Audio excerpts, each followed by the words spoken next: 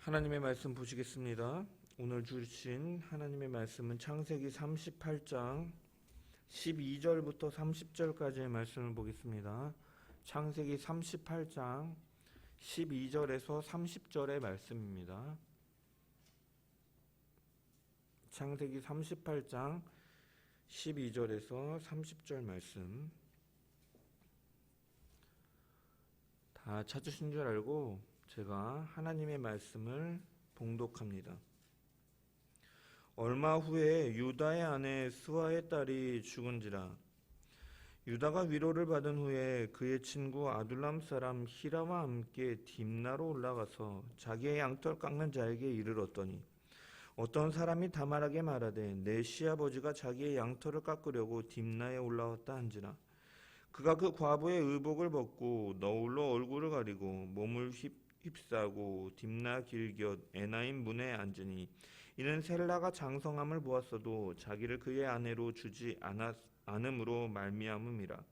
그가 얼굴을 가리었으므로 유다가 그를 보고 창녀로 여겨 길 곁으로 그에게 나아가 이르되 청하건대 나로 내게 들어가게 하라 하니 그의 며느리인 줄을 알지 못하였음이라.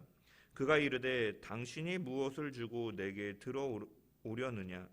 유다가 이르되 내가 내 떼에서 염소 새끼를 주리라. 그가 이르되 당신이 그것을 줄 때까지 담보물을 주겠느냐. 유다가 이르되 무슨 담보물을 내게 주랴. 그가 이르되 당신의 도장과 그 끈과 당신의 손에 있는 지팡이로 하라. 유다가 그것들을 그에게 주고 그에게로 들어갔더니 그가 유다로 말미암아 임신하였더라. 그가 일어나 떠나가서 그 너울을 벗고 과부의 의복을 도로 입으니라. 유다가 그 친구 아둘람 사람의 손에 부탁하여 염소 새끼를 보내고 그 여인의 손에서 담보물을 찾으려 하였으나 그가 그 여인을 찾지 못한지라. 그가 그곳 사람에게 물어 이르되 길곁 에나임에 있던 창녀가 어디 있느냐. 그들이 이르되 여기는 창녀가 없느니라. 그가 유다에게 돌아와 이르되 내가 그를 찾지 못하였고 그곳 사람도 이르기를 거기에는 창녀가 없다 하더이다 하더라.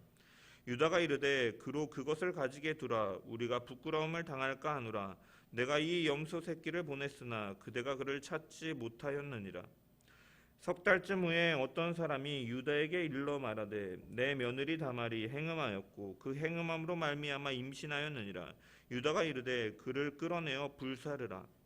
여인이 끌려갈 때에 사람을 보내어 시아버지에게 이르되 이 물건 임자로 말미암아 임신하였나이다. 청하건대 보소서 이 도장과 그 끈과 지팡이가 누구의 것이니이까 한지라. 유다가 그것들을 알아보고 이르되 그는 나보다 옳도다. 내가 그를 내 아들 셀라에게 주지 아니하였음이로다 하고 다시는 그를 가까이 하지 아니하였더라. 해산할 때에 보니 쌍태라. 해산할 때에 손이 나오는지라. 산파가 이르되 이는 먼저 나온 자라 하고 홍색 실을 가져다가 그 손에 메었더니 그 손을 도로 들이며 그의 아우가 나오는지라. 산파가 이르되 내가 어찌하여 터뜨리고 나오느냐 하였으므로 그 이름을 베레스라 불렀고 그의 형 곧 손에 홍색 실 있는 자가 뒤에 나오니 그의 이름을 세라라 불렀더라. 아멘. 말씀을 통한 주의 은혜와 평강이 저와 여러분 가운데 넘치기를 축원합니다. 본문이 속한 38장은 우리가 읽은 것처럼 유다와 다말 이야기를 다루고 있습니다. 근데 우리가 창세기를 읽다 보면 읽다가 이제 38장을 만나게 되면 조금 의아한 생각이 들 수 있습니다. 왜냐하면 이 창세기 38장의 내용이 이 창세기 전체 흐름 속에서 이 맥락에 맞지 않는 인상을 주기 때문입니다. 실제로 37장의 마지막 절인 36절을 보면은 그 미디안 사람들은 그를 애굽에서 바로의 신하 친위대장 보디발에게 팔았더라 라고 마치고 그 39장 1절에 보면 요셉이 이끌려 애굽에 내려가매 바로의 신하 친위대장 애굽 사람 보디발이 그를 그리로 데려간 이스마엘 사람의 손에서 요셉을 산이라 라고 이렇게 기록되어 있습니다. 즉 유다와 다말 사건은 이렇게 연결되어지는 요셉 이야기에 억지로 맥락 없이 끼워 넣은 것 마냥 흐름을 방해하는 것처럼 느껴지기 때문에 우리가 왜 도대체 유다와 다말 이야기가 이 38장 이 위치에 위치하고 있는가 의아할 수 있는 것이죠. 그렇다면 성경을 기록하고 편집한 창세기 기자가 이 앞뒤의 요셉의 이야기의 흐름과 상관없이 유다와 다말의 이야기를 실수로 이렇게 임의로 이곳의 넣음을 통해서 이 흐름을 막고 있는 것인가? 결코 그렇지는 않습니다. 우리가 성령의 감동으로 기록된 것을 책임을 볼 때 이건 역시도 분명한 의도가 하나님의 의도가 있음을 알 수가 있는 것이죠. 그리고 이 유다와 다말의 이야기가 이곳에 이 38장에 위치하고 있는 것은 고도의 문학적인 기술과 계획에 의해서 이곳에 위치하고 있는 것입니다. 이것이 왜 고도의 문학적인 기술인가? 이것을 뒷받침하는 근거가 사실은 38장에 사용되는 이 여러 단어들이 이제 앞뒤의 말씀들과 이제 이 앞뒤의 말씀의 이야기들과 연결고리를 제공하기 때문에 이게 맥락이 없는 것 같지만 사실은 의도적으로 여기 기록되어 있는구나를 알 수가 있습니다. 시간 관계상 우리가 다 하나하나 살펴볼 수는 없지만 이 몇 가지만 좀 보면 요셉의 이야기에서 37장에 보면은 이제 이 형제들이 요셉을 팔아넘긴 후에 요셉이 죽은 것처럼 아버지를 속이기 위해서 이 염소를 사용합니다. 마찬가지로 이 38장의 유다와 다말 이야기에서도 이 속이는 과정 가운데 이 염소 새끼가 등장하고 있죠. 또한 요셉의 이야기와 이 유다 이야기에서도 이 중요한 부분 중에 하나가 뭐냐? 속임수라는 이러한 공통적인 특징을 갖고 있죠. 37장의 내용과 형제들이 아버지를 속이는 것과 이 다말이 이 유다를 속이는 것, 그리고 정황상 이것을 입증할 증거가 또 증거라는 이 증거가 등장하는데 이 요셉의 채색옷이 등장하고 이 다말에게 있어서는 증거가 이 유다의 도장과 끈과 지팡이가 등장해요. 속임수가 등장하고 증거가 등장하고 또한 유다 이야기 이 여자로 인한 이 다말 이 여인의 시험으로 인해서 이 나오는 유다 이야기와 이 뒤에 39장에 보면 요셉이 이 보디발의 이 아내로부터 시험당하는 이런 여자를 통한 시험이 중심을 형성하고 있다라는 이런 앞뒤의 공통적인 특징이 있다라는 것이에요. 그래서 이런 것들을 통해서 성경학자들은 이러한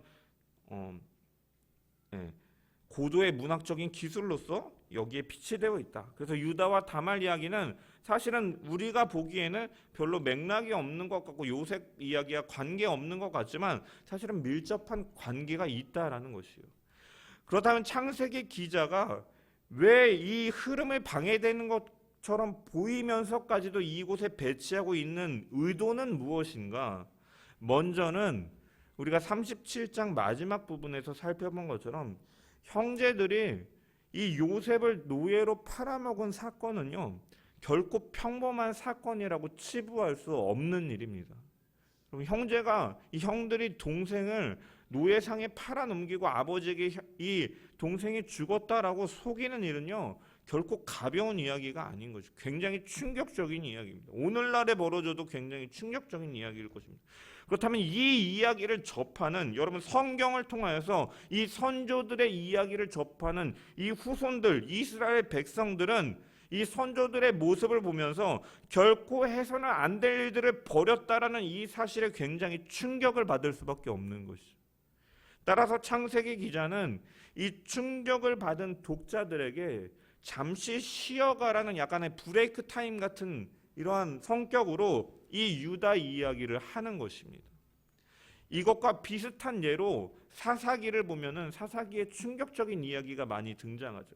특별히 대표적으로 이 자기의 딸을 이 인신 제물로 바치는 이 입다 이야기가 나옵니다. 굉장히 하나님과 우상신을 분별하지 못함을 통해 하나님은 인신공양을 받으시는 분이 아닌데 자신의 딸을 인신공양을 바치는 것이죠. 그런 충격적인 이야기가 나온 이후에 그 다음에는 이제 입산과 엘론과 압돈이라는 이 소사사를 잠시 언급함을 통하여서 이 충격적인 이야기 뒤에 이 소사사 3명을 배치함을 통해서 이 쉬어가는 역할을 하는 것처럼 마찬가지로 형제들이 요셉을 팔아넘긴 이 충격적인 사건 뒤에 이 유다 사건을 배치함으로 인해 조금은 완충 역할을 하는 것이다라고 할 수 있습니다.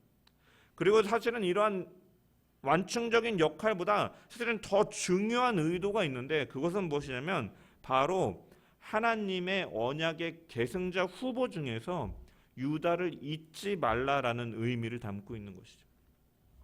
우리가 창세기를 쭉 읽다 보면 우리는 아브라함에서 이삭으로, 그리고 이삭에서 야곱으로, 그리고 야곱에서 요셉으로 장자권이 이제 이 언약의 계승이 이어질 것이라는 기대감을 사실은 갖게 됩니다. 하지만 우리가 사실은 이 언약의 계승자는 유다를 통해서 이루어지는 것을 오늘 현대의 독자들은 알고 있습니다. 실제로 49장쯤에 가보면 이 야곱이 이제 마지막에 죽음을 앞두고 유언을 하죠. 아들들에게. 그 중에 유다에게 뭐라고 말합니까? 형제들 중에 으뜸 지파가 되어서 실로가 오시기까지 그들은 유다에게 복종하고 유다는 그들을 다스린다라는 이러한 장자의 개념으로 유다에게 축복을 선언하고 있는 것을 볼 수가 있습니다. 하나님께서는 아브라함에게 너의 후손을 통해서 왕들이 탄생할 것이다라고 창세기 17장에 말씀해 주셨습니다. 그리고 이 말씀, 이 왕의 개념은 이 이스라엘의 왕조라는 이 개념도 있지만 우리가 창세기 3장의 원시복음, 여자의 후손에서 이 인류의 구세주가 나올 것이다라고 말한 이 말씀과 연관성이 있음을 우리가 또한 알 수가 있는 것이죠. 아브라함의 후손 중에 이 여자의 후손으로서 모두를 구원할 메시아 왕이 오신다라는 것이 연결된다라는 것이고, 실제로 이 예수 그리스도는 어디 지파에서 나옵니까? 유다 지파의 후손, 다윗의 후손으로 이 땅에 오시는 것입니다. 이런 의미 속에서 우리가 이 창세기를 읽다 보면 요셉이 이 언약을 계승하는 것 같지만 사실은 이 언약의 계승자라는 측면에서 유다를 잊지 말라라는 개념으로 이 요셉 이야기가 시작되는 뒤에 바로 유다의 이야기를 배치하고 있는 것입니다. 유다가 이 장자권과 언약을 계승하는 성격은요, 사실은 요셉이 이 팔려가는 에피소드에서도 잘 은연중에 드러납니다. 요셉이 형들을 찾아갈 때 형들은 멀리서 요셉이 오는 것을 보고 이 기회에 요셉을 죽이고자 이제 계략을 꾸미죠. 저기 꿈꾸는 녀석이 온다, 우리가 죽여버리자, 그 꿈이 이루어지나 한번 보자라고 말하면서 이 구덩이에 던져 죽게 하고 사나운 들짐승이 잡아먹었다고 하자, 그 녀석의 꿈이 어떻게 되는가 보자라고 의견을 모으게 됩니다. 그때 장남 르우벤이 어떻게 합니까? 목숨만은 해치지 말자, 피를 흘리지 말자, 여기 들판에 있는 구덩이에 그 아이를 던져 넣기만 하고 그 아이에게 손을 대지는 말자라고 말을 합니다. 이것은 요셉을 구출하여 아버지에게 돌려보내기 위함이었다라고 말을 합니다. 그래서 요셉이 오자 그가 입고 있던 채색 옷을 벗기고 구덩이에 던져지게 되는 거죠. 그러고 나서 앉아서 밥을 먹고 있는데 마침 이제 이스마엘 상인 한때가 이제 길르앗으로부터 오고 있는 것이 눈에 띄게 되고, 이를 보고 있던 유다가 형제들에게 말하는 거죠. 우리가 동생을 죽이고 그 아이의 피를 덮는다고 해서 우리가 얻는 것이 무엇이냐? 자, 우리는 이 아이에게 손을 대지 말고 차라리 그 아이를 이 노예 상인들에게 팔아버리자. 이 아이는 우리의 형제요 피부치기 때문에 죽일 수는 없다라고 말을 하고, 형제들은 누구의 말을 듣습니까? 유다의 말을 따르게 되는 것이죠. 그래서 실제로 요셉은 유다의 말에 따라서 노예상에 팔려가게 되는 것입니다. 장남인 르우벤은 요셉을 살려 아버지에게 돌려보내려 했지만 실패하였고, 유다의 이야기를 기에 형제들은 따름으로써 이 사건은 사실은 앞으로 온 이스라엘을 통치하게 될 지파의 선조인 유다가 형제들 사이에서 리더십을 발휘하고 있다라는 것을 암시적으로 은연중에 보여주는 것입니다. 그렇기 때문에 이 유다 이야기가 여기에 배치되고 있는 것이죠. 이 요셉의 사건, 이 팔려간 사건 이후에 본문에서 이 38장에서 보면은 유다는 형제들로부터 떠나 있음을 보게 됩니다. 1절의 말씀을 우리 잠깐 한번 읽어보겠습니다. 1절 말씀 시작. 그 후에 유다가 자기 형제들로부터 떠나 내려가서 아둘람 사람 히라와 가까이 하더라. 자기 형제들로부터 떠나 아둘람 사람 히라라는 사람과 가까이 하였다라고 기록하고 있습니다. 이 아둘람이라는 곳은요, 이 야곱이 거하던 헤브론으로부터 북서쪽에 위치한 곳이고, 이 베들레헴으로부터는 한 남서쪽 한 5km 떨어진 곳입니다. 그래서 이 훗날에 이제 다윗이 이곳에서 군사를 일으켜서 이제 사울과 이제 같이 할 수 없는 이런 계기가 되는 것도 이 아둘람이라는 장소인데요. 이 유다와 밀접한 관계가 있는 것이죠. 이 유다는 왜 자기 형제들로부터 떠났는가? 뭐 사실은 그것에 대해서 자세하게 설명하고 있지는 않지만 이 앞전에 이 요셉을 노예로 팔아 넘기고 형제들이 아버지를 속이는 일 뒤에 이 이야기가 배치되어 있는 것을 통해서 우리는 죄책감과 어떻게 보면 실망감으로 인해서 그가 형제들을 떠났을 것이다라고 유추해 볼 수가 있습니다. 형제들은 요셉을 노예상에 팔아먹고 요셉이 죽었다라고 거짓말할 뿐만이 아니라 이 요셉의 채색 옷에 염소의 피를 묻혀서 짐승에게 사고를 당한 것처럼 아버지를 속입니다. 그 후에 야곱이 슬픔에 빠져있자 아버지가 오랫동안 애곡하는 모습을 보이자 그를 위로하는 가식적인 모습도 보입니다. 자기들이 일을 저질러 놓고 이 아버지를 위로하고 있는 거죠. 유다는 동생의 생명을 취하지 않기 위해 노예상에 팔아먹었지만 이 아버지가 괴로워하는 모습 속에서 일말의 죄책감을 갖게 되었고, 또 형제들의 계속되는 위선적인 모습 속에서 어떻게 보면 염증과 실망감을 느끼게 되는, 그렇기 때문에 사실은 떠나게 됐을 것이다라고 우리는 유추해 볼 수가 있는 것이고, 이러한 부패함과 이 부도덕함으로 인해 이 가족이 분열되어 가는 과정임을 우리는 또한 볼 수가 있는 것입니다. 그래서 이렇게 집을 떠난 유다, 그렇다면 그의 삶은 다시금 돌이켜서 거룩한 삶이 되었느냐? 결코 그렇지는 않습니다. 1절에 보면 그가 가까이 한 사람이 히라라는 인물 역시도 아둘람 사람, 즉 가나안 사람 이방인이었다라는 것이죠. 그리고 이 히라는 그에게 좋지 않은 영향력을 끼쳤음을 우리는 알 수가 있습니다. 왜냐? 12절에 보면 그 얼마 후에 유다가 아내 수아의 딸이 죽은 이후에 그가 위로를 받은 후에 아둘람 사람 히라와 같이 가면서 이 딥나로 올라가서 그곳에서 창녀로 변장한 이 다말과 만나게 되는 것을 갖게 되죠. 그리고 이 히라와 함께 양털 깎는 곳으로 가면 매춘하는 곳으로 가는 것이죠. 여러분, 또한 유다가 화대가 없어서 담보물을 맡긴 이후에 그 담보물을 찾기 위해 누구를 보냅니까? 이 히라를 보내는 거예요. 아둘람 사람 히라를 보냈다라고 기록되어 있어요. 여러분, 이러한 이 매춘하는 일을 담보를 갚아주고 이러한 어떻게 보면은 부끄럽고 더러운 일을 누구에게 맡기고 있습니까? 이 히라라는 사람에게 맡겨. 어떻게 보면은 정치인들이 뒤에 건달 조폭들과 연계되어서 자기의 그 뒤에 일어나는 일들을 막 돈을 주면서 맡기고 막 이런 일들을 벌이는 것처럼 사실은 그러한 사람이었다라는 것이에요. 그렇기 때문에 이러한 자와 가까이 하는 유다의 삶 역시도 우리는 경건함과 거리가 멀었고, 실질적으로 이 다말을 창녀로 여기면 창녀를 이렇게 꺼리낌 없이 이렇게 품는 이 유다의 모습을 보면서 사실은 그가 불경건한 모습을 보이고 있음을 우리는 알 수가 있습니다. 또한 유다는 또한 어떠한 일을 벌입니까? 2절에 보면은 이 가나안 사람 수아라 하는 자의 딸을 보고 그를 데려가서 결혼을 합니다. 결혼을 하고 이제 새 아들을 얻게 되는 것이죠. 여러분, 이 가나안 사람과 결혼했다라는 것은 우리가 계속해서 창세기를 통해 봤지만 결코 이것은 하나님께서 원하시는 일은 아니었음을 우리가 알 수 있는 것이죠. 왜냐? 하나님은 아브라함의 후손들, 즉 하나님이 택한 백성들이 이방 여인들, 가나안 여인들과 결혼하는 것을 원치 않으셨습니다. 왜냐? 이스라엘 백성들이 하나님의 백성으로서의 거룩함과 순수함과 우상 문화로부터 오염되지 않기를 바라는 마음이 있으셨고, 또한 나중에 이 땅을 주시기 위해서 이스라엘이 정복 전쟁을 치러야 될 것인데 만약에 이렇게 혈연으로 맺어져 있다면 그것을 완전히 도말시키기는 어렵기 때문에 하나님께서는 이것에 대해서 금지하신 것이죠. 원하지 않은 것입니다.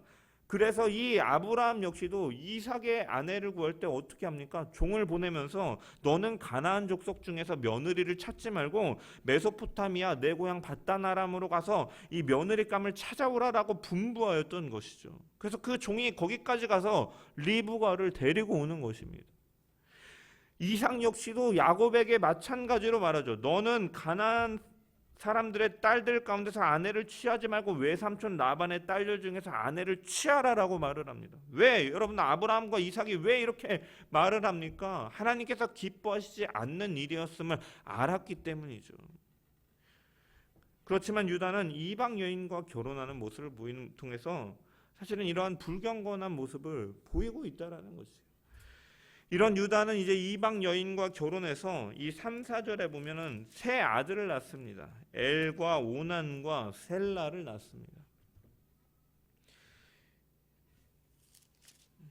유다는 이제 맏아들 이제 엘을 다말이라는 이방 여인과 이제 결혼을 시키는데, 이 결혼한 이후에 어떠한 일이 벌어집니까? 이 엘이라는 사람, 이 아들의 이 행위가 하나님이 보시기에 악함으로 하나님께서 그를 죽이십니다. 엘의 죄가 무엇인지 이 본문에서는 구체적으로 밝히고 있지는 않지만, 그가 정말 하나님이 즉각적으로 이렇게 죽으실 정도로 그의 행위가 엄청나게 부패한 사람이었음을 우리는 알 수가 있는 것이죠. 아마도 엘은 그 어머니가 가나안 우상을 섬기는 이방 여인이었고, 아버지 유다 역시도 좋지 않은 영향력을 끼치는 이방 사람들과 가까이하며 이렇게 좀 친하게 지내면서 불경건한 모습 가운데 살았기 때문에 이 아들 엘 역시도 그러한 영향을 받아 이 타락의 길에 서 있었음을 우리는 유추해 볼 수가 있는 것이죠. 유다는 이 일로 인해 장남을 잃게 됩니다. 그래서 어떠한 일을 합니까? 이제 둘째 아들인 오난을 불러서 이렇게 얘기하는 거죠. 유다가 오난에게 이르되, 8절에 보면 내 형수에게로 들어가서 남편의 아우의 본분을 행하여 내 형을 위하여 씨가 있게 하라. 이제 형수와 결혼하라고 합니다. 유다가 여기서 명령하는 것이 바로 계대 결혼이죠. 신명기 25장 5절에서 6절에 보면 이렇게 하나님께서는 이스라엘 백성들에게 말씀하셨습니다. 형제가 동거하는데 그중 하나가 죽고 아들이 없거든 그 죽은 자의 아내는 나가서 타인에게 시집하지 말 것이요 그 남편의 형제가 그에게로 들어가서 그를 취하여 아내로 삼아 그의 남편의 형제된 의무를 그에게 다 행할 것이요 그 여인은 낳은 첫 아들로 그 죽은 형제의 후사를 있게 하여 그 이름을 이스라엘 중에서 끊어지지 않게 할 것이다 라고 기록되어 있습니다. 현대인의 시각에서는 어떻게 이 시동생과 형수가 결혼할 수 있을까라고 생각할 수 있지만, 이 제도의 목적은 밝히고 있는 것처럼 자식 없이 불쌍히 죽은 형제의 가문의 대가 끊어지지 않도록 그 가문을 계속해서 세워나갈 수 있도록 그 기름과 그 기억을 보존하게 하기 위해서 이러한 일들을 하나님께서는 명하시는 것이죠. 또한 둘째는 이스라엘 여인들이 이방 남자와 결혼하는 것을 방지하게, 나가서 다른 남자와 결혼하지 말고, 이 유대인들은 이 한 번 결혼했던 이 여인과 다시금 이렇게 재혼하는 것을 굉장히 불경건하게 여겼기 때문에, 거부감이 있었기 때문에 쉽지 않고, 그러면 이방 남자들과 만나기 쉽고 그렇다면 이스라엘의 딸들이 이방 남자들과 섞이기 쉽기 때문에 하나님은 이것을 방지하기 위해서 이러한 명령을 내리신 것입니다. 또한 세 번째로는 이 홀로 남아서 어떻게 보면 의지할 데 없는 과부를 하나님께서는 제도적으로 보호해 주시기 위해서 이러한 명령을 내리신 것이죠. 가부장적인 사회 속에서 여자 혼자서 생계를 유지하며 살아간다라는 것은 실질적으로 거의 불가능했기 때문에 이 과부를 형제들이 케어할 것을 이렇게 명령하시는 것입니다. 그래서 다른 형제는 긍휼과 희생, 그리고 형제로서 이 의무를 준수해야만 됐던 것입니다.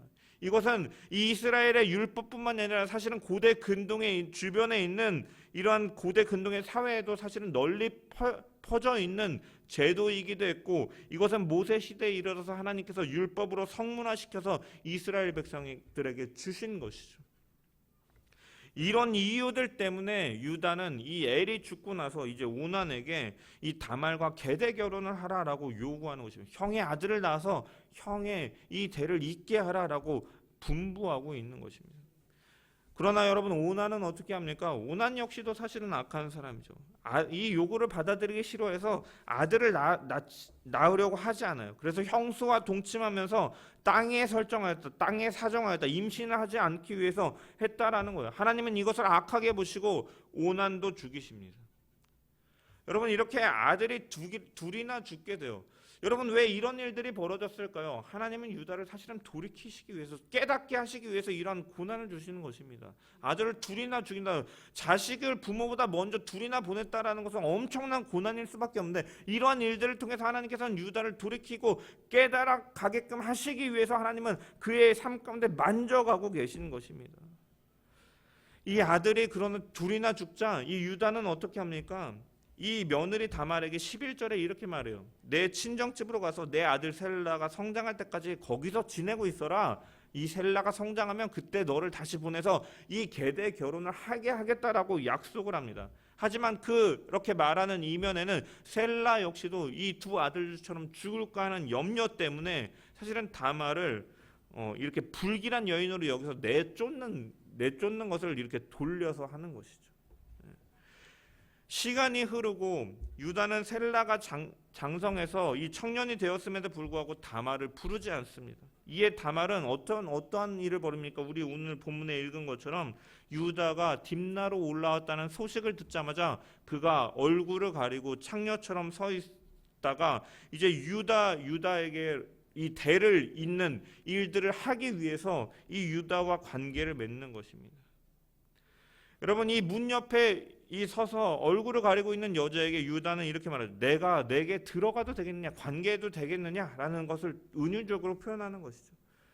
이러한 다말의 책략은 단순히 창녀로 몸을 팔기 위해서 하는 것이 아니라 셀라가 성장했음에도 불구하고 약속대로 결혼시켜주지 않았기 때문에 하는 행동이었다라는 것이고, 이 시아버지를 통해서라도 가문의 대를 잇도록 하기 위해서 취한 행동이었다라는 거죠. 물론 이것이 그렇다고 할지라도, 아무리 의도가 선하다고 할지라도 이 과정은 분명히 하나님께서는 이 근친혼에 대해서 금지하고 계시기 때문에 이러한 일들이 시아버지를 통해서 얻는다라는 것은 사실은 죄악된 모습이죠. 그러면서 이제 이러한 과정 속에서 다말은 유다에게 요구합니다. 무엇을 당신이 나에게 화대로 줄 것입니까? 그러니까 유다가 내 무리 중에 염소를 한 마리 주겠다. 지금은 없지만 내가 염소를 줄 것이다 라고 말하니까 당신의 말을 내가 어떻게 믿습니까? 그럼 약속을 믿을 수 있게 담보물을 주십시오. 그럼 네가 무엇을 원하느냐? 당신이 가지고 있는 당신의 도장과 끈과 당신이 가지고 있는 지팡이를 갖기를 원합니다 라고 요청하고, 유다는 그것을 주고서 동침하고 유다로 말미암아 다말이 임신을 하게 되는 것이죠. 석 달이 지난 후에 이제 유다는 이제 다른 어떠한 사람을 통해서 소식을 듣습니다. 다말이 임신하였다라는 소식을 듣게 되죠. 이 며느리가 행음하였구나. 가뜩이나 불길한 여자로 생각했는데 거기 가서 행음하여서 임신하였구나라는 것을 소식을 듣고 분노하여서 그 여인을 불사르라라고 소리치는 것이죠. 결국 다말은 끌려가면서 어떻게 합니까? 자기의 시아버지에게 사람을 보내서 전가를 보내는 거죠. 내가 임신하였는데 이 물건의 주인으로 말미암아 임신하였습니다라고 말하면서 이 유다의 도장과 이 끈과 지팡이를 보내고, 유다는 그것을 알아보고 놀라서 그에게 이렇게 말하는 것이 26절에 보면은 유다가 그것들을 알아보고 가로되 그는 나보다 옳도다. 내가 그를 내 아들 셀라에게 주지 아니하였음이로다 하고 다시는 그를 가까이 하지 아니하였더라. 그는 나보다 옳도다라는 이 말은요, 상대적인 거죠. 그의 행동이 옳도다라고 말한 것이 아니라 나보다는 옳도다라고 말하는 것이, 다말의 행위가 전혀 죄가 없다라는 것이 아니라 자신의 처신에 비해서는 옳다는 것입니다. 유다의 가문의 대를 이으려는 다말을 자기보다 하나님 앞에 더 옳았다는 것을 사실은 인정하는 것이죠. 유다는 셋째 아들 셀라의 생명 보존만을 위해서 이 그를 통해 자손을 낳아주려 했던 다말과의 약속을 일방적으로 무시해버린 채 하나님의 뜻을 거역한 그 죄를 고백하고 있는 것입니다. 그리고 다시는 그를 가까이 하지 아니하였다라고, 이 말은요, 유다가 자신의 이러한 이 일을 통해서 부도덕한 행위를 깨닫고 회개하였다라는 의미를 가지고 있는 것이죠. 그를 더 이상 가까이 하지 않았다. 이러한 일 이후에 다말은 임신하여서 아이를 낳는데 해산할 때 보니까 쌍둥이였다라고 기록해요. 그런데 한 아이가 먼저 손을 쑥 내밀고 산파가 이제 첫째인 것을 표시하기 위해서 이 손에 붉은 띠를 메어주니까 다시 손이 들어가고 둘째 다른 아이가 먼저 나옵니다. 그래서 산파가 어떻게 형 대신 네가 먼저 추월해서 나오느냐라고 말하면서 그 이름을 베레스라고 이름을 짓게 되죠. 그리고 그 붉은 실을 손에 맨 그 아이는 이제 세라라고 이름을 짓습니다.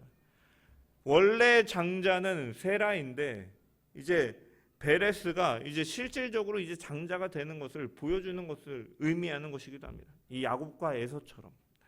여러분, 우리가 예수 그리스도의 족보를 보면은 이 어떻게 보면 이 시아버지와 며느리의 어떻게 보면 굉장히 추악하고 어떻게 보면은 이 부끄러운 관계에 의해서 출생된 이 베레스가 그리스도의 사실은 직계 조상이 되는 것이죠. 여러분, 어떻게 보면은 왜 이처럼 하나님께서는 이 창세기 38장에 이렇게 수치스럽고 충격적이고 이 낯뜨거운 사건, 차라리 기록하지 않았으면 좋았을 법한 사건을 왜 기록하고 있느냐, 왜 이러한 유다가 하나님의 언약의 계승자로 서느냐라는 것을 왜 보여주고 계시냐. 이것은요, 우리가 이렇게 저는 이 말씀을 묵상하면서 두 가지 교훈을 우리에게 준다라고 생각을 해요. 첫 번째로, 우리가 이 땅에서 잘 되고 어떻게 보면 평안한 것만이 하나님의 축복으로 오해하며 살 수가 있지만 사실은 그렇지 않다라는 것이에요. 여러분, 유다는요 평안한 삶을 살고 있어요. 염소 떼도 많이 있고 자기가 이 결혼해서 아들들도 낳고 어떻게 보면 자신의 재산이 많기 때문에 이 나쁜 사람들과 어울리면서 시간을 허비하고 있는 것입니다. 어떻게 보면 돈 많고 잘 먹고 잘 살고 있다라는, 경제적으로 부유한 삶을 살고 있다라는 거예요. 그렇지만 이것이 영적으로 볼 때는 결코 좋은 상태가 아니었음을 보여주는 것이죠. 유다는 시간도 많고 돈도 많아서 화대를 주고 창녀를 가까이 하는 유혹을 이기지 못하는 사람입니다. 이에 비해서 이 뒤에 나오는 요셉은 39장에 어떠한 모습을 보이고 있습니까? 같은 여자의 시험을 받지만 보디발의 집안에서 노예와 시련과 역경의 시간을 보내고 있지만 그럼에도 불구하고 보디발의 아내가 동침하려고 할 때 조금도 흔들리지 않는 경건성을 소유하고 있다는 것이에요. 그러므로 인간에게는 오히려 고난과 역경의 시간이 오히려 영적으로는 유익한 것일 수도 있다는 것을 보여주기도 한다는 거예요. 그리고 또한 더 중요한 것은 무엇이냐?